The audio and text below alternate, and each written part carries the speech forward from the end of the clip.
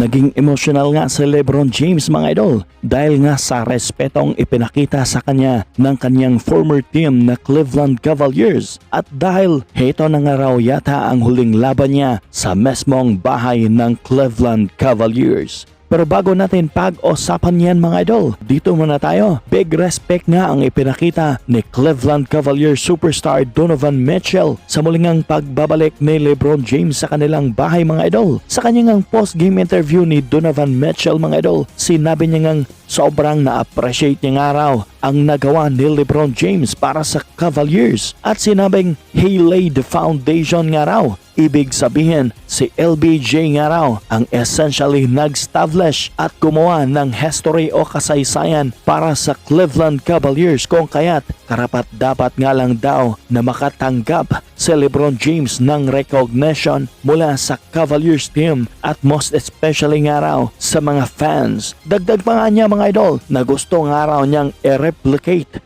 o gayahin ang nagawa ni LeBron James para nga sa kanyang kupunan na Cleveland Cavaliers.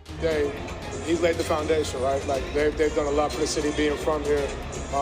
Obviously we want to replicate that. Samantala, naging emotional nga si LeBron James mga idol dahil nga sa malaking respeto sa kanya ng kanyang former team na Cleveland Cavaliers. Dahil sa naging laban nga nila mga idol, abay maiyak-iyak nga si LeBron James matapos nga ang ginawang tribute video para sa kanya ng kanyang former team. At heto nga mga idol, panoorin natin ang naging tribute video nga para kay LBJ.